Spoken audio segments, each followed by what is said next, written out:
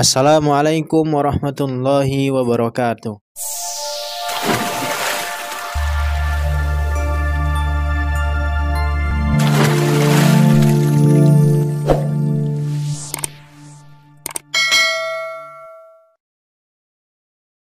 Alhamdulillahi rabbil alamin, wabihi nasta'in, wa ala umurid dunya waddin. Assalatu wassalam ala asrafil anbiya'i wal mursalin, wa ala alihi wa sahbihi ajma'in. Ashhadu an la ilaha illallah, wahdahu la syarikalah, wa ashhadu anna Muhammadan abduhu wa rasuluh. Allahumma salli ala Sayyidina Muhammad wa ala alihi wa ashabihi wa man tabi'ahum bi ihsanin ila yaumiddin. Alhamdulillah, puji syukur kita kepada Allah Subhanahu wa taala, yang mana Allah Subhanahu wa taala telah memberikan rahmat dan hidayahnya kepada kita, sehingga di kesempatan kali ini kita masih bisa belajar bareng, sharing bareng tentang seputar ruqyah. Dan alhamdulillah di kesempatan kali ini kita akan tetap membahas tentang seputar ruqyah.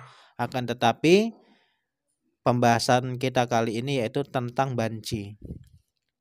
Ada yang mengatakan bahwasannya banci itu adalah anak-anak jin.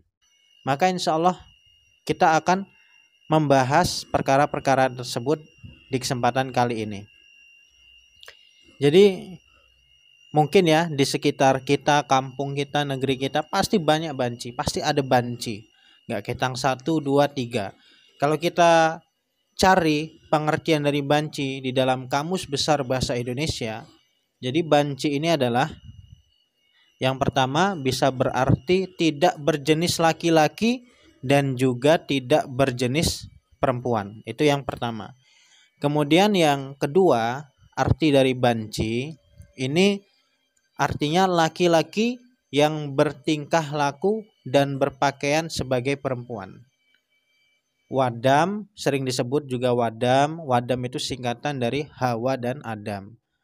Kemudian sering disebut juga waria, wanita, dan pria.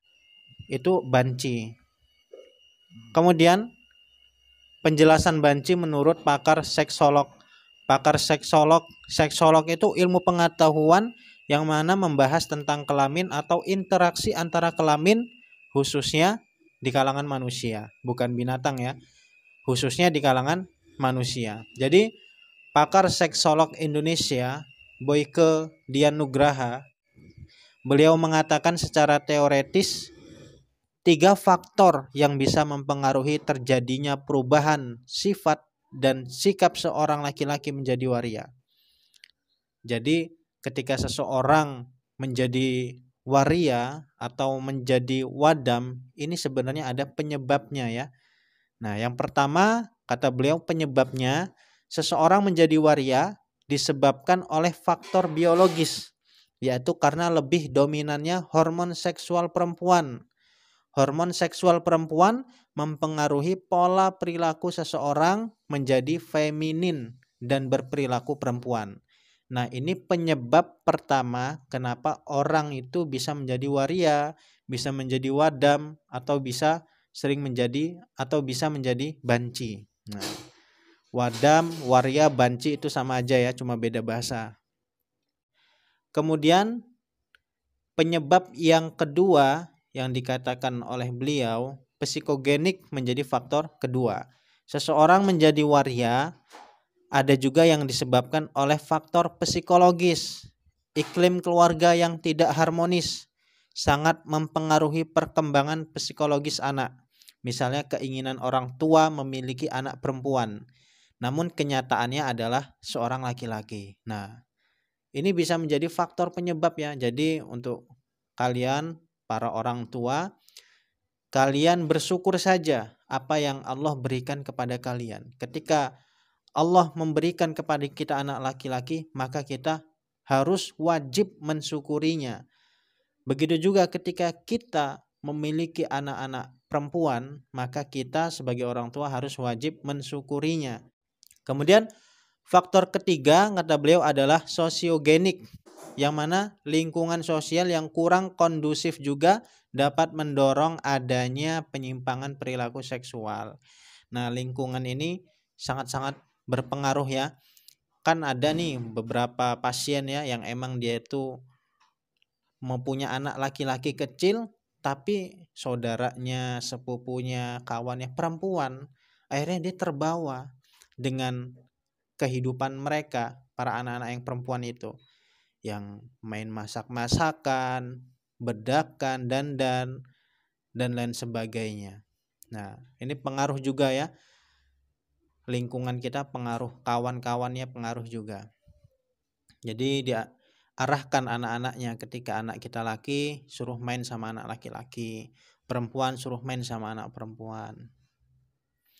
Bagaimanapun kondisinya, waria, wadam, banci tetap menjadi bagian dari masyarakat kita.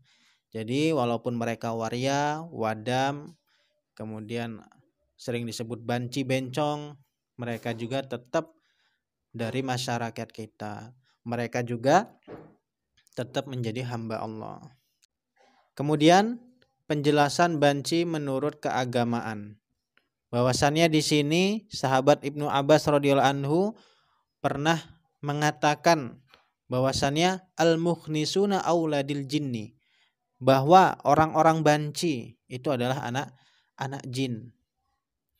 Kemudian setelah Ibnu Abbas radhiyallahu anhu berkata demikian, timbullah suatu pertanyaan yang dilontarkan kepadanya. Hai Ibnu Abbas, Anda berani mengatakan demikian. Dasar manakah yang Anda pakai? Maka Ibnu Abbas ini menjawab, yang mana innallaha azza wa jalla wa rasulahu sallallahu alaihi wasallam nahaya ayyatiyar rajulu imra'atahu wa hiya haidun fa idza ataha sabaqahu ilaiha syaitanu fahamalat faja'at bil mukhnisi. Nah, ini dasar Ibnu Abbas mengatakan bahwasannya banci itu adalah anak jin. Yang mana artinya sesungguhnya Allah Azza wa Jalla dan Rasulnya Nabi Muhammad Shallallahu Alaihi Wasallam melarang seorang lelaki menggauli istrinya yang sedang dalam keadaan men. Bila ia tetap melakukannya, maka pasti didahului oleh setan. Sehingga apabila dari persenggamaan itu menjadi hamil, maka anak yang lahir akan menjadi banci. Nah, ini dasar Ibnu Abbas mengatakan hal demikian, bahwasannya Ibnu Abbas pernah mengatakan banci itu adalah anak jin.